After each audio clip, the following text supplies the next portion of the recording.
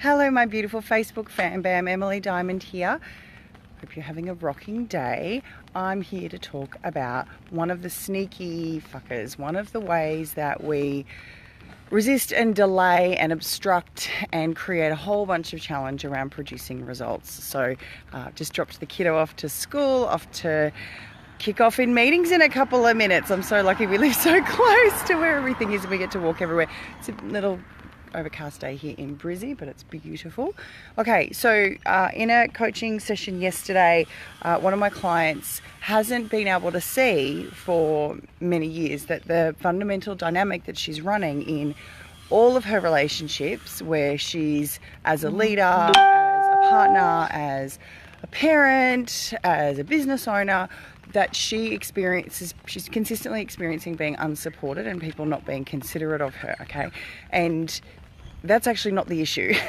There are lots of people around her who love her. There's people who devote their time and attention to her. She has loyal employees. She has consistent people in her life. She has amazing long-term relationships. But her experience doesn't allow her to have that as a result, okay? And we all know perception rules, okay? It doesn't matter what's really going on. Your perception is what dictates your experience, okay? So and also it's the same as doesn't matter if it's real or imaginary. Your perception is what dictates your experience. That's what we classify as your results. We have these layers of results. We have material results, we have interpersonal results, and then we have these experiential results. They're the three classifications that I like to use. So I'll just say them again. Material results, so that's physical results, so money in the bank, shoes on your feet, roof over your head, contracts, all that. And then you have interpersonal results, which is the quality of the relationships that you're having, how much support you receive, how many relationships, the quality of those relationships, the level of devotion, commitment, interaction. And then there is the experiential results, which if you've been coached by me before, I bang on a lot about experiential, and that's to do with how you're feeling, okay? The feedback that you're getting from your nervous system about what's going on in your environment. And you can have great physical, like material and interpersonal results and still have absolutely garbage experiential results, which is kind of like the modern curse, right? Is that we have all this stuff, we have all these options, we have all these choices, we have all these resources, and we have more generalized anxiety and depression than ever before, okay? And one of the issues we know is overstimulation, absolutely, for our poor little nervous system that hasn't evolved as quickly as our environment has. And there's this thing around not a lot of us having been trained and conditioned and modeled how to be in charge of our experiential results. Okay, so in terms of this way that we mess up our experiential results, it's a really common term, and you guys have heard it before when I've done a bunch of communications around acceptance. But one of the ways that we delay the experiential results that we want, which then in turn delays our, hello, people joining us, delays our material, physical and interpersonal results, is through active resistance, okay? So resistance in your interpersonal experiences, which is what I was talking about with this specific client yesterday, that's resistance to her looks like standards. Okay, and I'm really big on boundaries and standards in relationships and agreements. Most of you guys know that, but it's dressed up. It's a sneaky fucker, okay? So it's dressed up as what looks like me holding high standards is actually me judging everybody all the time and me saying them behaving that way in that moment, unless it's a deal breaker or a boundary violator, right? Them not behaving exactly the way that she wants them to behave in that moment becomes a source of pain, all right? So it looks like it's standards, it looks like it's agreements, it looks like it's here's my terms of the relationship. But what it actually is a continual resistance of people, that they don't get to express love in the way that is natural to them. So it's constantly going, how you're doing this is wrong, how you're loving me is wrong, how you're supporting me is wrong, how you're talking to me is wrong, how you think about me is wrong. Now, that's okay if humans were like a static object. If we were a static thing, if we were just a static material thing and we didn't change, it would be okay to expect people to support us, work for us, love us, interact with us in a fixed way. But we are a moving target.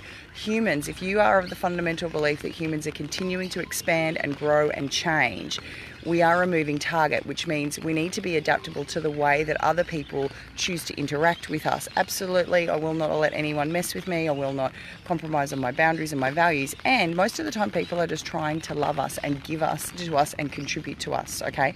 So this form of resistance that we have, which is not allowing people to interact with us the way that is natural to them, and of course we can support them and coach them and have discussions around how we would like to be interacted with, but that fundamental resistance delays all of that interpersonal result. It messes with your experiential results, so your experience of the relationship is distorted.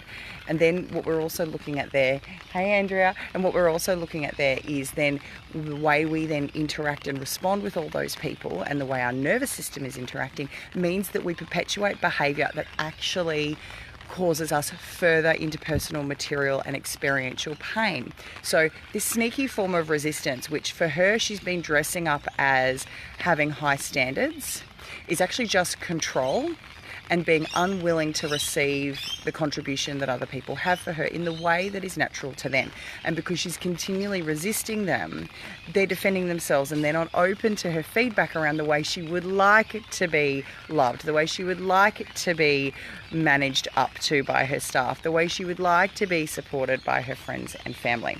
So it is a really sneaky fucker, this concept of continually resisting the way things are. One of the hints that you'll have is that your internal dialogue is things like, that's not right, I don't like that, that's wrong, why can't they do it this way, that's never enough, see, they're always doing it like that.